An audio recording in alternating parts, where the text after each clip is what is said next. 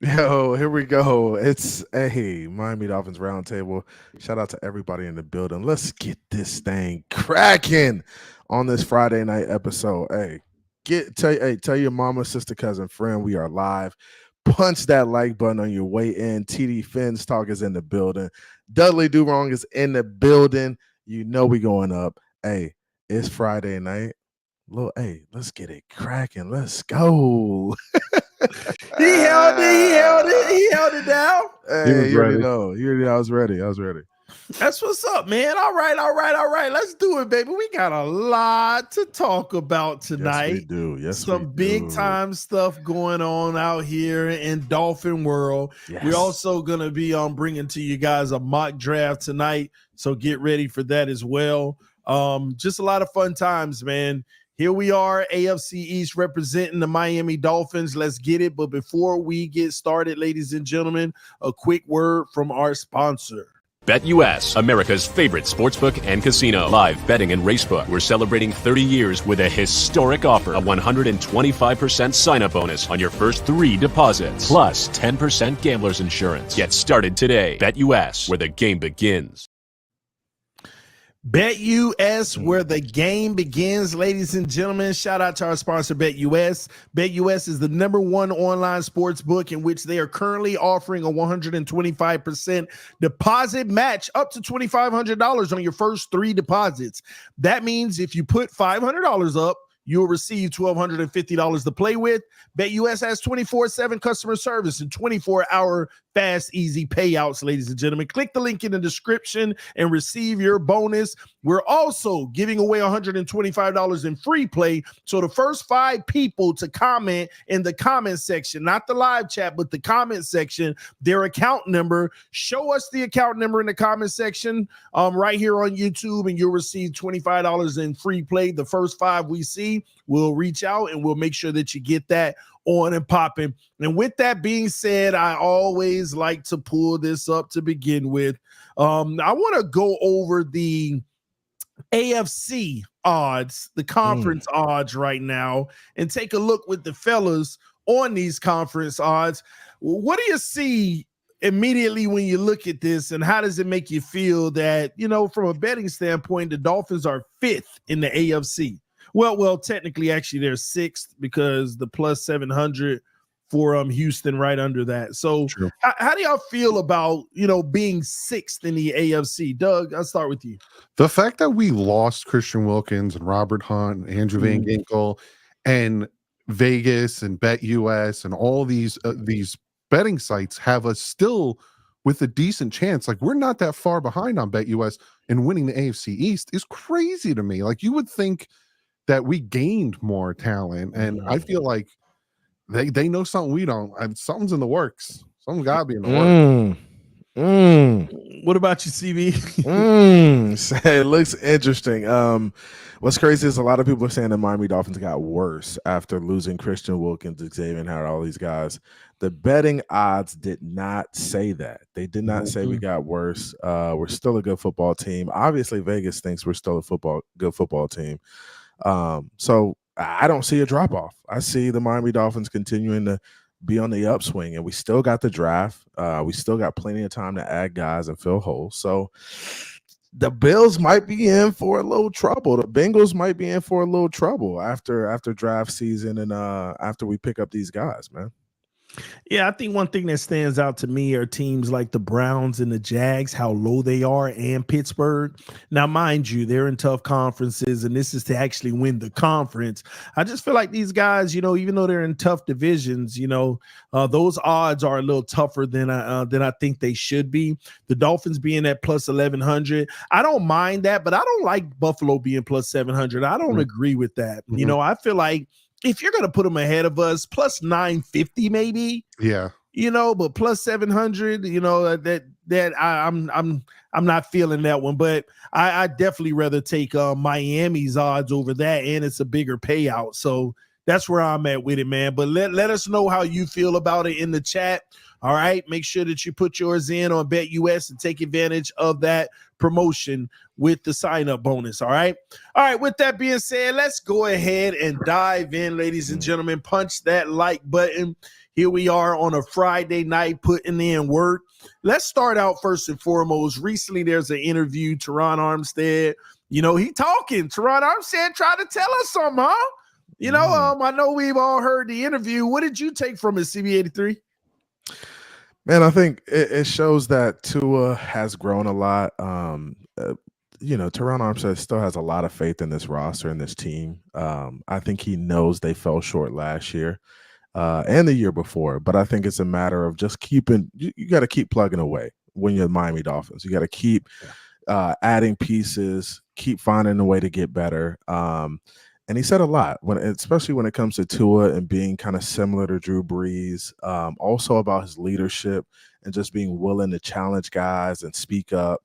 It shows growth from Tua, from the team. I think Teron Armstead is a good ambassador out there on the road, speaking for the Miami Dolphins and, on behalf of the team. So I think he's telling the truth. I think the Miami Dolphins will be better. I think Tua's going to keep working. Keep trying to fix his flaws and keep getting better. And that's all we can ask for as fans. All right. Keep getting better. Try to fix those flaws. I agree. That's all you can ask for. At the end of the day, what's going to happen is going to happen. Yeah. We can't make it happen. They have to. What about you, Doug? What'd you take from it? Yeah, I love the talk on the leadership because we saw it, especially with Hard Knocks. When the Cowboys game, he pulled Teron Armstead aside and he was like, man, you got to do you, because he was getting blasted with Micah Parsons. And he was like, you got to do you, man. You got to. And I like that he has that leadership role now that doesn't feel timid, like, oh, I'm not the leader. It's somebody else. And I don't this and I don't that. He's taken that leadership role. He's done it. He pulled Tyreek Hill aside. Teron Armstead said, and pulling Teron. And I also think it's funny that, Teron Armstead brought Drew Brees to camp, which I didn't even know. Did you know Drew Brees was in camp? I did know that. Yeah, we saw him at camp. Yeah, he was there. I didn't even know that. A day I was there? No, well, not one of the days we were there, but they've showed him being at camp. So I knew he had stopped through. Yeah. So when he said that, and then I think it's funny that the first thing Tua comes running over to Teron Armstead, he's like, I'm taller than him. I thought that was funny. But I like the growth of Tua. His mental growth in football is being shown. His leadership growth is being shown. He needs to take that next step. To me, he needs to take that next step, and then he can get paid. But it's that last hurdle he needs to get over, and we'll see if he does it. Yeah, I like what Teron Armstead said. A lot of people you can be, negative about it and be like, what else was he supposed to say? But I like what he said, and I really felt it. I felt that he was genuine about it. The only thing that was kind of contradictory to me, not that Teron Armstead made it contradictory, but, I loved hearing him getting on Tyreek as well. I love that. It's just, remember when Tyreek gave his version of that story, it was a little more controversial, as if it was more division and Tua was maybe getting in his feelings or whatever it may be. But I like Teron Armstead's version better because your quarterback got to step up, be the leader, and hold everybody accountable regardless. So I really hope that they build that chemistry where another season you don't get those sentiments from Tyreek. You see it as being a leader versus, whatever he made it out to be. Yeah. So I like it. It's a positive sign. I'm one of those individuals that felt like everybody has leadership in their own way. He's never showed my preferred style of leadership, but this is a step of showing my preferred style of leadership. And I always like that because you start to come into yourself. You start to feel yourself. And I'm all for feeling yourself, especially at that position. Pause, by the way. I'm all please. I'm all for that. I'm all for Tua jumping out the light. Like I would prefer a cocky, this dude version. And you see it. You see little glimpses of it. Like when he was doing this and when he was doing talks to me, like you saw it. And I don't know if it was last year or the year before when he was getting frustrated with the false starts, when he was grabbing players and pulling, you see glimpses of it. Like you said, let it out, man. And I think let it all out. And you want to let it all out, right? But you also want to show that you're humble and that you it's still. So it's kind of like a catch-22. You can't do too much, right? Yeah, I agree. And you can't do too much, and that's where the fine line is. Don't be like Baker in college, essentially. Right. But it's hard to be that guy, right? When you feel like the things around you aren't where they're supposed to be. right? If you feel like you lack protection or you feel like your line isn't sustainable and they're not doing what they're supposed to be doing, I feel like it's hard to like be that guy, be that, hey, let's get it, I got it. But he's got to find a way to turn it on in moments where he doesn't have everything perfect. Yeah. Right. And I agree with that, because he has to transfer that energy into those guys. Yeah. Yeah. I got this. Yeah. Let's go. It'll make them, I don't want to let them down. You know, I remember the doubtful Tua. I mean, we've seen him. And maybe he still has some, but I don't see it as much, which I appreciate more. Yeah. Because here's my belief in this. Come out. I'm not saying be cocky, but be confident. Talk your talk. If you fail, I personally believe it won't be as worse as it would have been had you been a little reserved and fail. Because that, I'm telling you, everybody looks at the guy, and they like, even if it's 2%, play gets elevated around guys. So that's what I want to see more of. Keep doing that. Teron Armstead gave us an inside look at it. But we needed full force this year, because this is the year that matters more than anything. Even if you get your deal, this is the year that matters more than anything. And I think we gotta give some credit to Mike McDaniel, because I think he's instilled a lot of that confidence into I feel like, you know, it's one thing for you to believe, right? But it's another thing for your coach to believe that, hey, you're the guy that's going to execute and lead our offense. So I think we got to give some credit to Mike McDaniel. He gets some applause there, because I think he's responsible for part of that too, man. You got to. The reason why I'm like about it, because, man, I be studying Tua, man. I think this is him. You think it's fully him? Let me tell you why, though. Was it him in first 2 years? No, let me tell you why I don't put Mike McDaniel in it. No, but it takes time. So I'm not even worried about the first 2 years. Here's why I'm not putting Mike McDaniel in it. Because let's be honest, to a degree, even Tua know he building them up. You know, even Tua know, that's on me. Even though Tua knows it's really on me, but I appreciate you for it, coach. So at the end of the day, Tua understands what Mike McDaniel's doing. I think this is just a natural progression. Now, I will say the impact that McDaniel and Greer may have is more of security. And maybe that may play a little role, but I'm not going to say McDaniel's motivation and all of that is doing it. I got to give Tua more credit than that, because, I mean, we all know what McDaniel's doing, and it's intentional, as it should be, based off of what he went through previously. But when you know that's what your coach is doing, you know, you got to still find that within yourself, because it'll be in the back of your mind, like, am I still really good, or is he just boosting me up? No, that confidence is coming from him. He's giving it to himself, and I think he's coming into himself. I hope so, at least. At least I'm being optimistic. You sound like a two in there, boy. No. Hey, somebody, which TD is this? Please. No. Listen, check your pulse. Everybody knows how I feel about but I truly feel that way about his confidence right now. You know, I mean, listen, I ain't never sugarcoat. That's how I feel about his confidence. I feel like that is something that he is developed. Now, this is a good question for you, because I saw earlier you say something like, you know, he still has Omar Kelly thing. Yeah, he still has limitations. He still has limitations in terms of weaker arm, in the big moment, stuff like that. Can confidence get you over that hump in some circumstances? Can your swagger elevate your play to a point where it's not about strong arm no more? It's not about weak arm. It's not about none of that. Can you go out there and swag it out and get you over the hump with the TD limitations? Can you do that? Two sides to that, in my opinion. Then I go to Doug, because I see like he got an opinion on it too. Two sides to that to answer your question. It can't get you over your weaknesses, but don't look at it that way. It can transfer into your teammates to help you get over. Like that's what I mean by that 2-3%. Like, I got a bum over here guarding me at the right guard this year. Oh, I don't know. I'm just saying, use an example. I got a guy who getting blown up over here, but you know what? I'm gonna instill confidence in this huddle. They're gonna see it on my face. They're gonna see that I believe we can do it. And on that next play, that guy gives that extra 3%. And he got beat, but he held up just long enough. You see what I'm saying? I truly believe in that on football.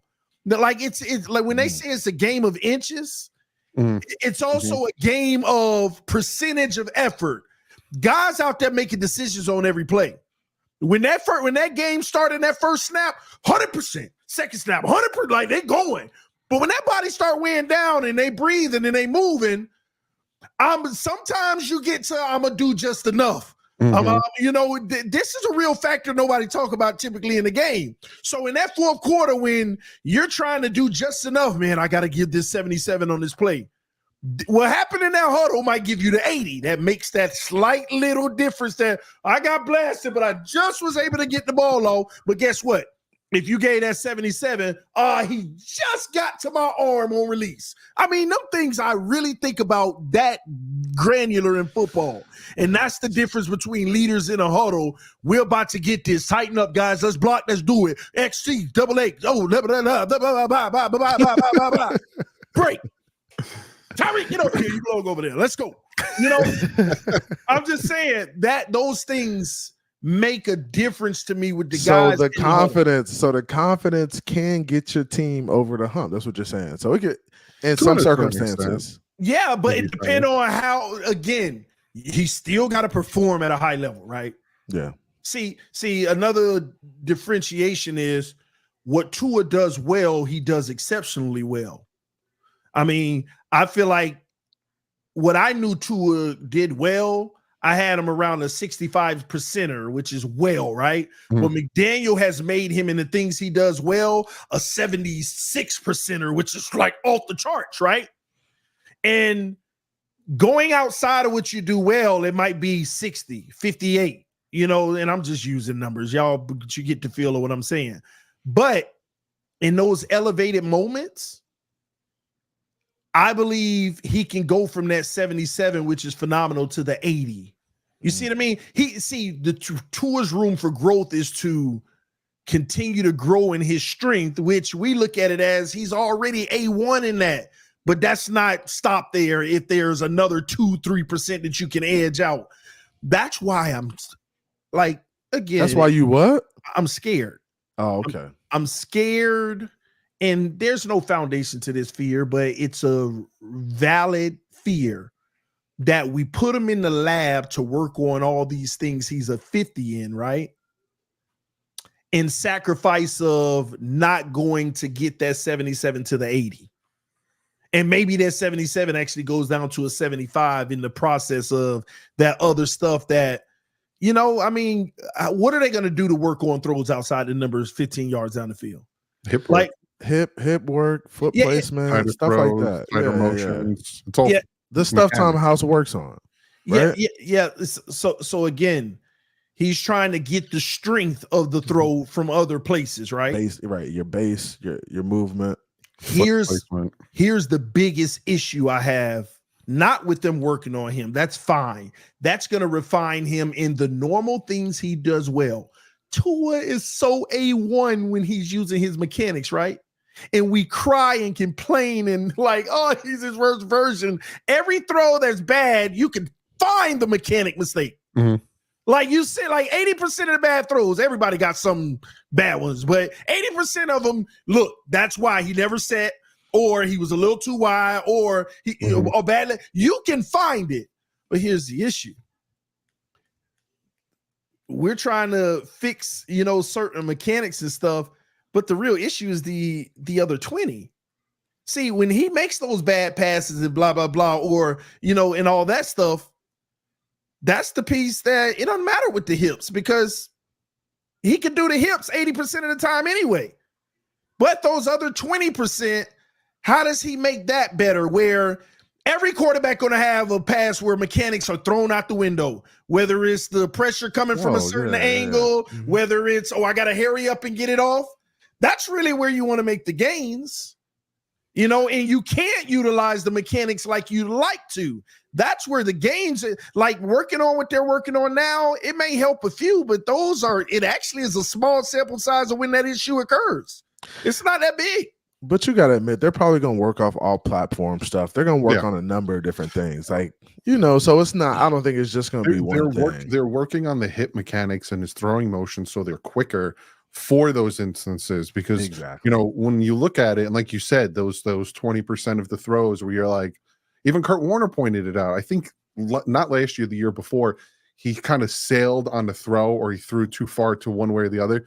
And he said, when you watch Tua, his leading foot was out when he threw it instead of pointing to where the receiver is, or he opened his chest too much and he threw it kind of in a certain way where that's where I think Tom House and John Beck are going to work on, sending rushers at him, throwing things at him, having him tighter because he opens himself up a lot. I noticed that too. Like when he backpedal throws, he opens his chest up and he kind of throws weird, like he throws it. Mm-hmm.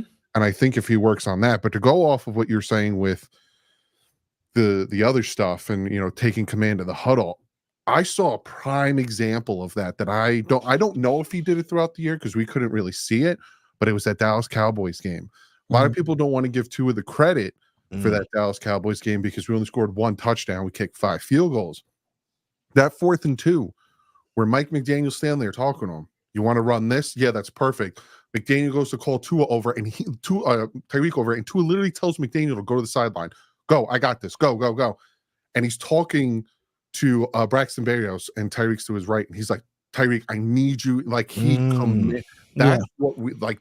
That's what you're talking he was about. locked in. That 10-15% more. Boom. And I love that you talked about these offensive linemen playing for themselves because you are dead on, dude. They know, okay, this is going to be a screenplay or this is going to be a bubble screen to the right side. He needs 2 seconds. That's all he needs. I can give you the 2 seconds. I can't give you 3. I can definitely give you the 2. And if I need to, I can go down and take his legs out. There's your 2. Dude, good on you. But it's always a mental game in the trenches like that. Like guys are making business decisions on every play. Yes. Like, do I go all out on this play? Is this a play where Super Bowl with Cam Newton where he was like, nope. Yeah, it's like, am I backside on this play? Can I take a play off? Guys are making business decisions every play. You just got to know, hey, when it's my time, I need to make sure I do what I'm supposed to do because I'm going to be the one to spring it typically. But the further the game goes, it becomes more difficult. There's more factors in the business decision. Oh, yeah. Especially in season. Yeah. we talk about everything perfect around Tua, but come the Cowboys game, even the Ravens game, you didn't have 100. You had like a 50% Tyreek. You had like a 40% Jalen Waddle. And like you said, they are playing strategic game. Okay, I'm not getting the ball here, so I'm not going to cut on this route that hard because my ankle's killing me. Or I'm not going to be on the field. That's one thing I will tell you I don't like, though. I do not like because if you look at them big games, 4th quarter, even though it may be lost or, somewhat close, them guys, sometimes we're like, why is not one of them on the field? Like they both standing there and we run 3 plays. Yeah. That's something Mike McDaniel's got to do better with. It's that Bills game where you have Chase Claypool running a route. We need Waddle or Tyreek. He runs the sloppiest out route. I don't know if that was out, dude, but all right. We just Tyreek, I don't know, man. I feel like out there. But I feel like Mike McDaniel making the substitutions is kind of like when you're calling plays, making the substitutions, that's a lot. Packages, it's a lot, bro. It's a lot. So kind of managing their like plays too and how much they're running, it becomes difficult. So I think Mike McDaniel has got to kind of hone in on that and kind of figure out like, hey, how do we manage some of these guys so they're fresh late in the game, right? When you need them the most, because you really need guys 3rd and 4th quarter where it's down the stretch and you're just making sure you're closing. And that's where I was banging the table for bringing in Dalvin Cook last year. Everyone was like, you want to get rid of Mostert? You want to no, we need these guys late in the year. And it is shown that Mostert, as good as he is, once we get towards that 4th quarter of the season, he is not where we need him to be. And that's where you add these guys in to have that great rotation. Yeah. Man, oh man, oh man. This season, I've never been more excited about a season since I've been doing YouTube, honestly, bro.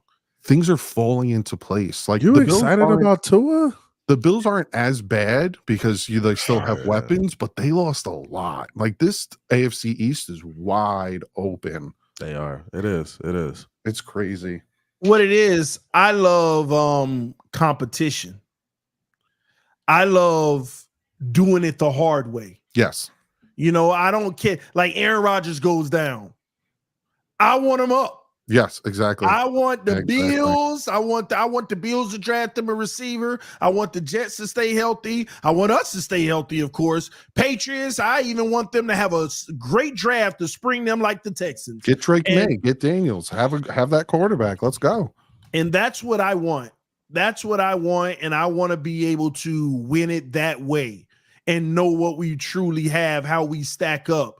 Because that's the most exciting. Now I'll take it either way. All of it get hurt all, as far as I can. Get a first round bye in the playoffs. I'll take that. I'll take every bit of it. But I'm excited about this season because I get to see a high level of competitive football until guys get hurt, which sucks. But I love tough games. I've grown a love, even though it nerve wrecks me. I've grown a love of not knowing if we can truly win the game going in. Unfortunately, we lost every game except the Cowboys game. I felt like that.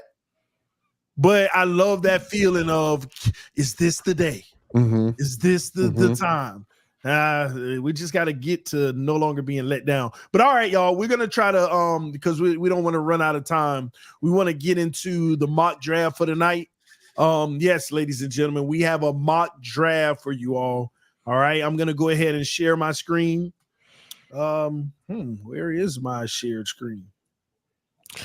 Let's get it. This is not good at all. Okay, I'm gonna have to do window instead. Okay, that's fine. Okay, I gotta do window. All right, let me see here. Okay, cool. All right, let me try to blow this up a little bit. Because I'm on two different profiles. I'm on AFC's profile, and then it won't share screen with my profile. So I have to share window instead of screen. So hopefully y'all can see it just fine. All right. So we're gonna get into the mock draft. I'm gonna kind of, because I've been doing mock drafts on the channel, so I'm gonna try to lean towards you guys and see what you guys would do with our draft situation. All right. So are we good to start drafting pick at 21? Are we making trades or no? No trades? We can. Okay. All right. All right. So are we good at 21 or are you trying to look for some action before that? We'll wait till 21. We don't have enough to move up. Okay. Definitely good at 21. All right, let's do it. Caleb, Drake, Marvin Harrison, Malik, Romo Odunze. Let me slow it down just a little. Joe Alt, some good players. Wow, this Jaden Daniels. JJ McCarthy at 12. Latu went to the Saints. They flying off the board. Newton, I like him. All right, so here you have. I'll start with best player available on the screen. Hopefully, you guys can see it well. What are your trade options? Yeah, let me look at these trade back. Let me see. Let's look at this trade back. Because JPJ is not even like a top guy. Even Barton. I'm not making that. So where are you trying to move down to if you do? Let me see so Minnesota, who else is? You got Minnesota, Dallas, Green Bay, Tampa at 26, Arizona 27, Buffalo 28, Detroit 29, Baltimore 30, San Francisco, Kansas City Chiefs, Carolina in the second round. Who's offering 2 seconds or a second and a third? Anybody? Well, we choose. Oh, so we got to go through and choose. Hit the drop down. Let me see if the Packers. I have the drop down, but it doesn't show it. I can only see it. So the Packers, Green Bay, there go their pick. So they have 2 seconds. So let's see if they'll do 25 and 88 and then throw one. They'll do it just straight up like that. Well, you might can get 169 in there too. See if you can get 91.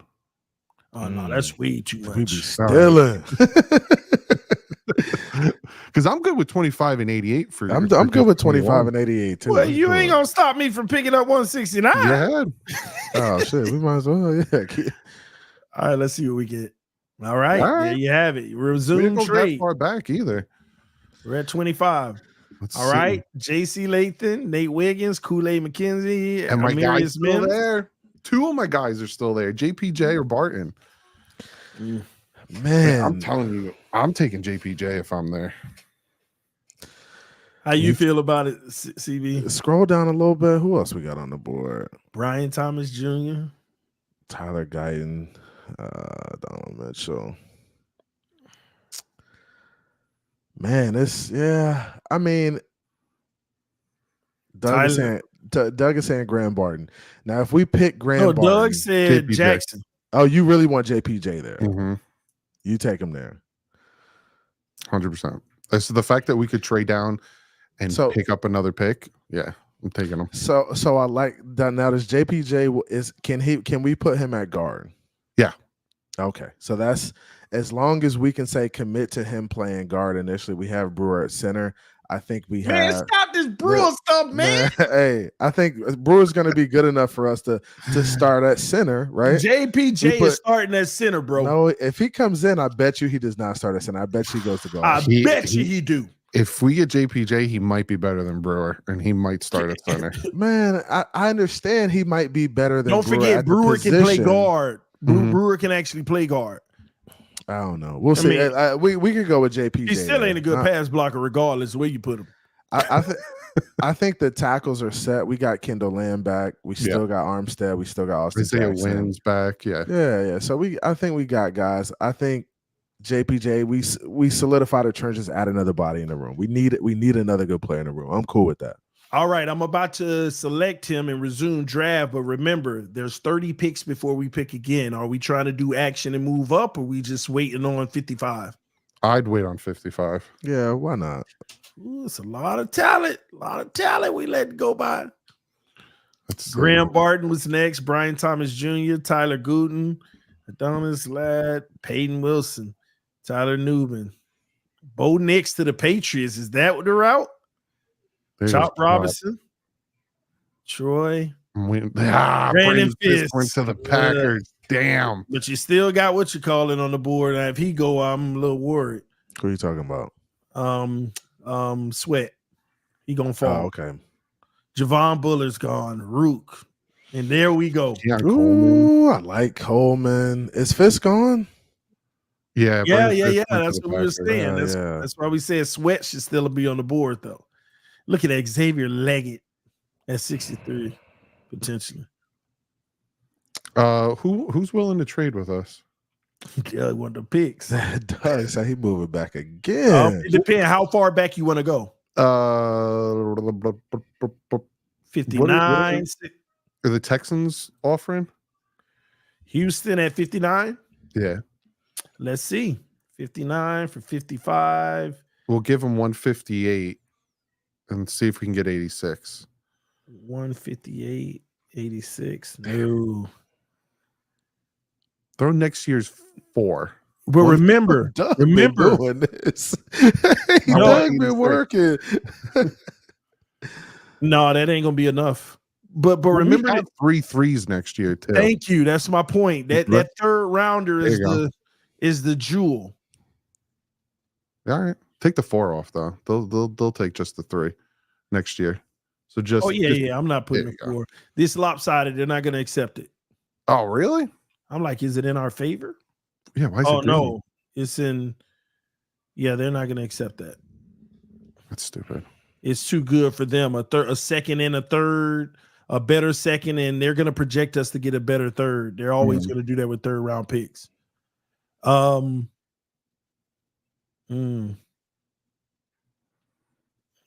Let me try this. Try that next year. So we give them our third, and we get their. This might be the move. Yeah. See what they do there. So we picked up an additional 4th next year. All right. In the process. All right. Nice move. 3 threes, 2 4s next year. Xavier Leggett gone. Kieran. All right. Dolphins on the board. Jaden Hicks, Edrin Cooper, Chris Jenkins, Christian Haynes. Do you pass on Chris Jenkins right here at the DT or Jaden Hicks? I don't think I'd pass on Chris Jenkins. I would take Chris Jenkins at this point. Yeah, me too. Y'all good with that? Yeah. Now remember, our very next pick is 86. Y'all good with that? Or are you trying to maneuver up? No, we're good because we got 86 and 88. See All who's right. there. Let's see here. Xavier Worthy, please just sweat. Don't go off the board. Christian Hayes, Jonathan Brooks, Cooper, Jaden Hicks is gone. Spencer Rattler, Austin Booker. There he goes. Sweat. That early third round. Oh, look, we would have had back-to-back if we didn't forfeit that pick. Wow. Oh, my gosh. Here's what we're left with then. Kitchens, man. I might take Kitchens here. Yeah. Well, what you feel, Stevie? I like Kitchens. I also like Trey Benson, who's a dog. But need? I mean, I think the linebacker room could use another body too. I like Trotter. I mean, I think you could go Kitchens.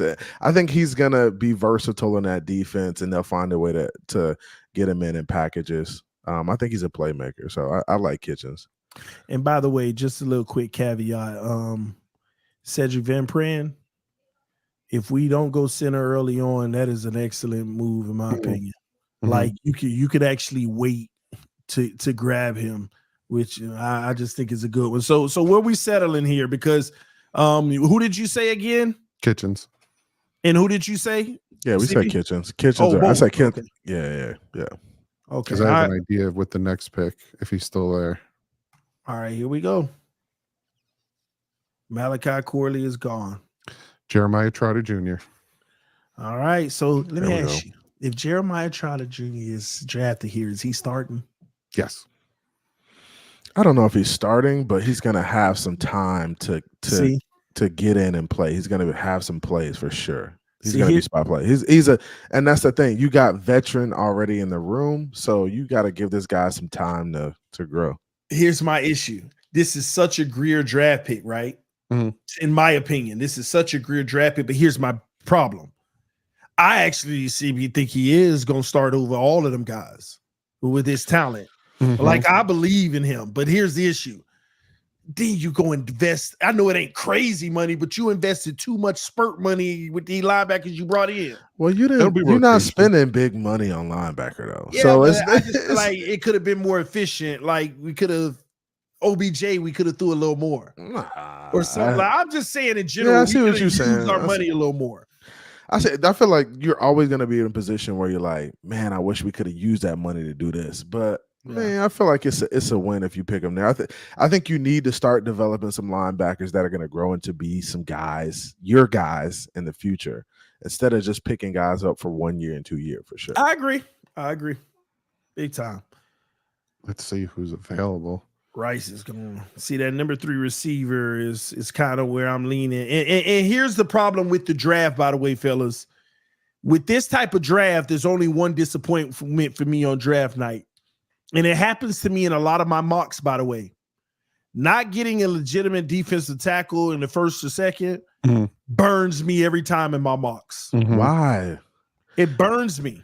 But I feel like defensive tackle is not a position you have to take in the first 2 rounds in order to be successful. If the talent's there.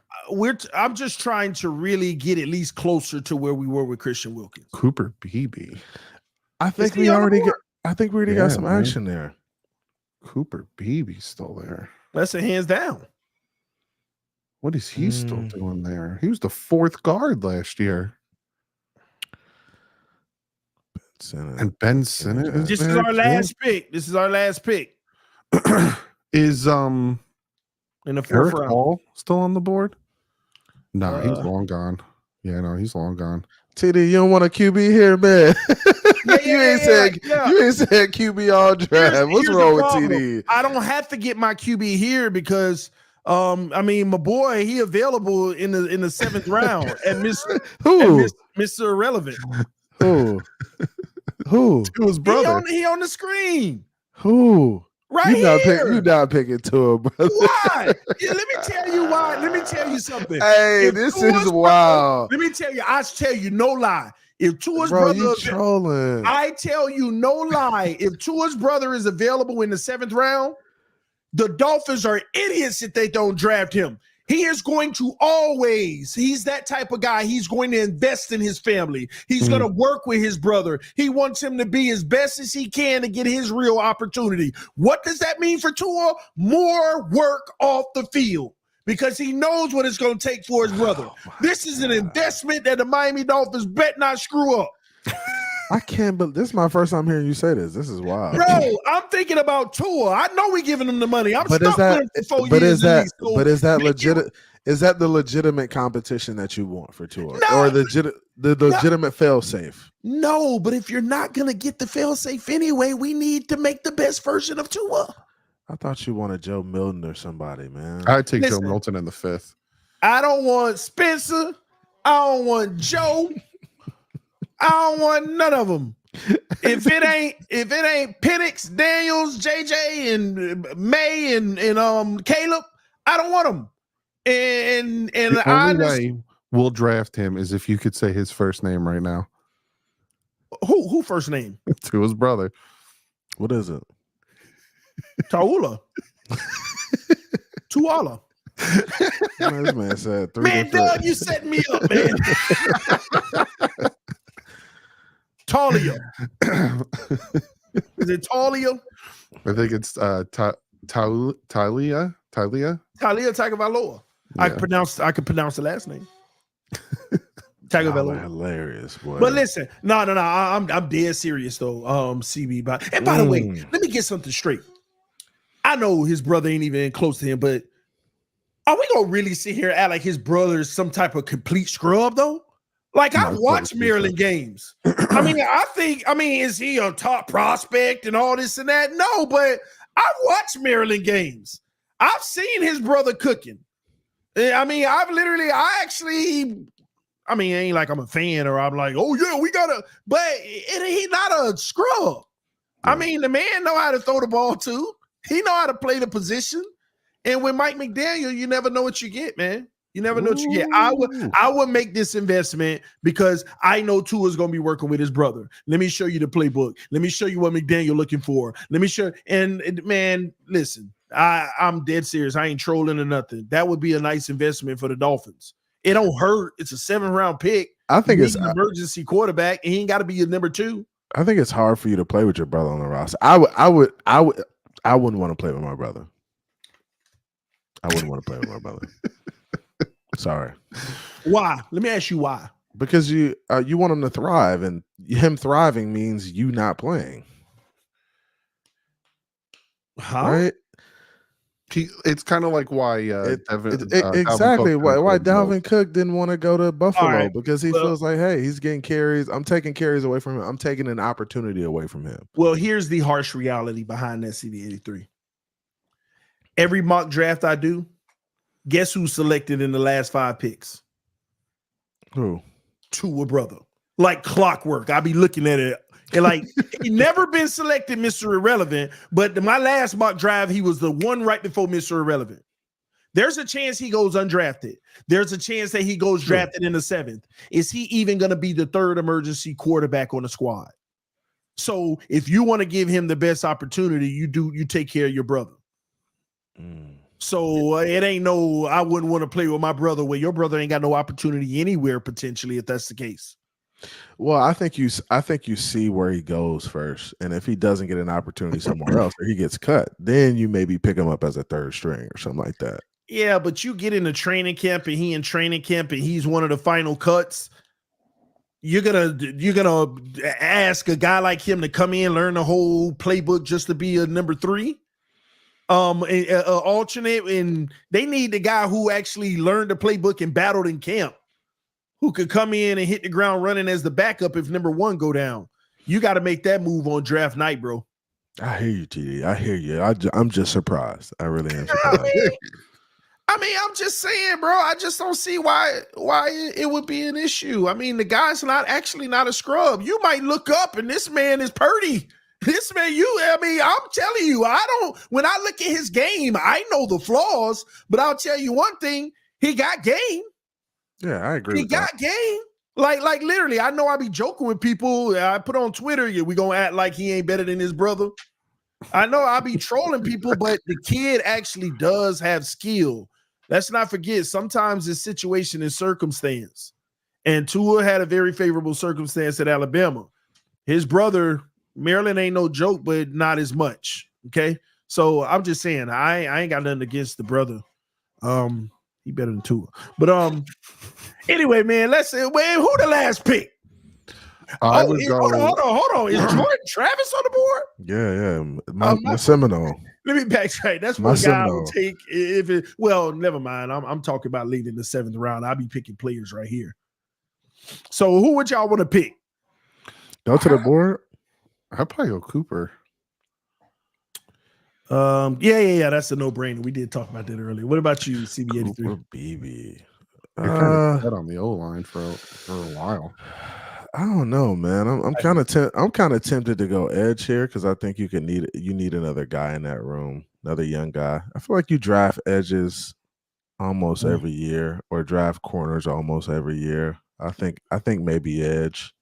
Yeah, the kid out of Alabama, Justin. Man, you sure you don't want a BB? We'll draft him if you could say his last name. No, bro. Ooh, no, we're not doing that. Bogby. A bogey? Don't even ask me. I get butchered for some mispronounce. See, but look, if you look at Cooper Beebe and you look at Justin and you look at their PFF Justin is a run stopper, and he's not a get at the quarterback guy. Cooper Beebe, the full package, bro. That's what I'm saying. And I always on these old linemen, I look at the zone grade. I mean, bro. I always look at that zone grade for these guards and centers. You lose Robert Hunt, you bring in Cooper Beebe. Swap. Yep. No love lost.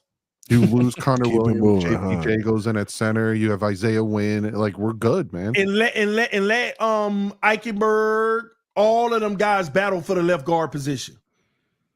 Yep. I mean, I think the O-line room is strong if you add another guard in there for sure. I like the pick. But I meant left guard. I mean right guard battle. But look at this too. Look at the experience. Rookie season, left tackle, and look what he did as a left tackle. Even had a few right tackle snaps. But overall, left guard, he can also play left tackle. He might even actually be your better version for Teron Armstead's replacement. How tall is he? 6'4", 335. You said 6'4"? Oh, okay. 6'4". Yeah, he's tall. 335. And a groomed senior, by the way. And only 23, pretty much. Yeah, that's the pick for me.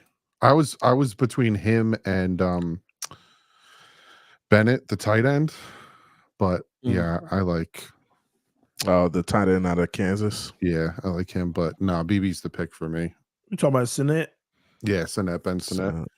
Yeah, I'm gonna lie. I ain't gonna lie. Come on, get on board, CB.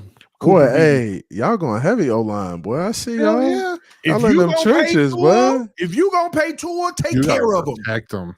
We gotta run in December, man. We gotta be but first of all, McDaniel's got to commit to running the ball, bro. You got to call the plays. We can have all the offensive linemen we want. Well, maybe this commits him to committing. Maybe. I hope so. Time to get to his second and third reads too.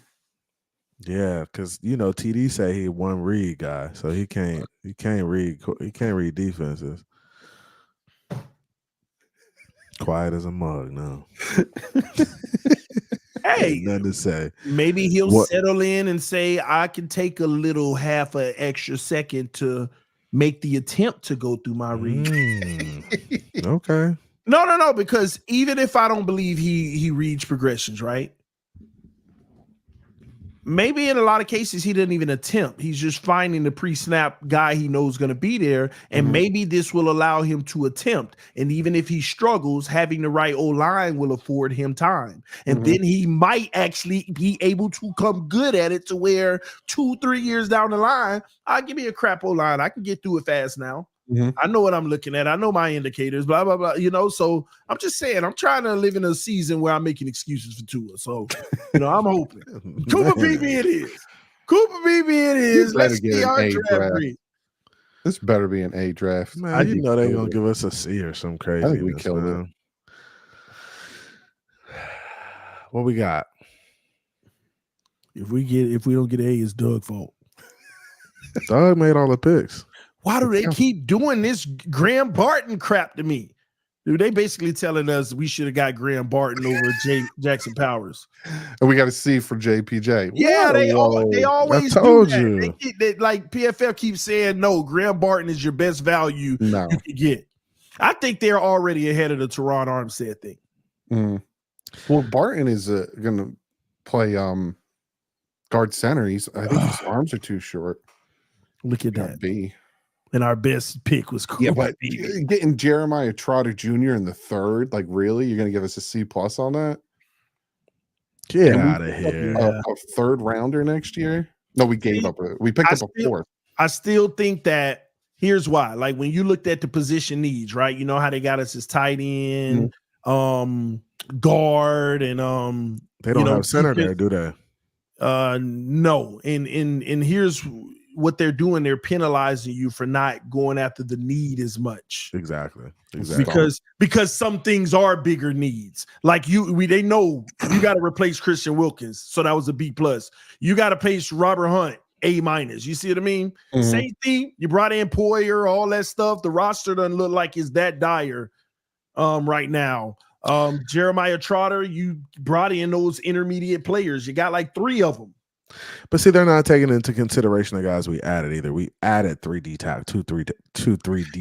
We added 7. Yeah, so we added a bunch of guys. Yeah. So we added a bunch of guys. Yeah, I mean, like players. 6.5 of them bums. Oh, come on, 6.5 TD out of 7. Man, y'all need. Man, I don't know what people talk about. Oh, Tart. Man, Tart got one move. Now it's successful, bro. He do it. He do it. He good at it. I swear to you, the man got one football move, but it works. Hey, they penalize you. They penalize you. Oh, you got me that time. Hike up. Hold on. Am I lying? Am I lying? Hold on. No, am I lying? It's the fact that you sounded like you wanted to knock him, but you threw and you're like, man, he got one move. It's successful. It is, though. Have you seen his film? Bro, it works, man. It's the same. Go watch his highlights. It is the same move. It's a swim, overhand, whatever you want to call it, swim move right away. Said, get out my way. Let me go. I mean, and it worked. The guy just go flying. He basically backs a little and let him fly past him, and then he just goes up. It works. He got that move, but can you sustain it, and will it pay off in the season? That's why he has all those tackles for a loss. But we'll see, man. I mean, I think he can fill in. I'm a believer that Zeller needs an equal next to him so that he can get off to that level. Trying to say Zeller is now the number 1 and we could take lesser, I feel is the most dangerous thing we're doing. I need at least almost equal, because him and Christian Wilkins complemented each other like no other. They both complemented each other. So that's just where I'm at with it. I want a legitimate defensive tackle. But if we're going to go with this route, hopefully, Weaver makes it work. But we ran over on time, ladies and gentlemen. I'm so sorry. Any last words for the people, Doug?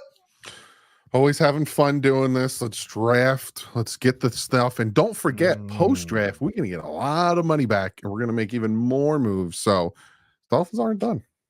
All right. There you have it. CB, talk to us. Hey, man, great show tonight. I enjoyed the mock draft. The Dolphins are putting themselves in position to go make a run of this thing, man. I'm excited.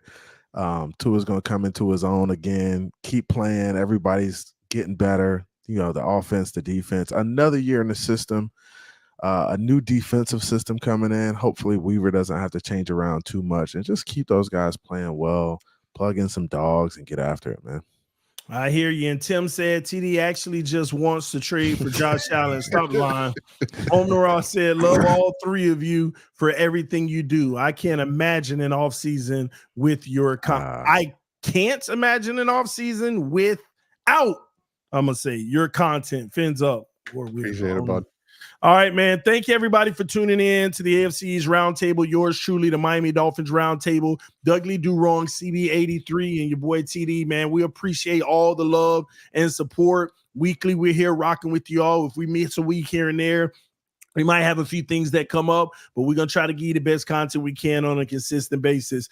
Draft is coming up, ladies and gentlemen. Buckle up, all right? Buckle up. Hey, we live. Let's go. I'm live tonight. Let's go. Y'all go check out CB83. He going to get in that lab. He's still trying to be a better film study guy. At least that's what the streets say.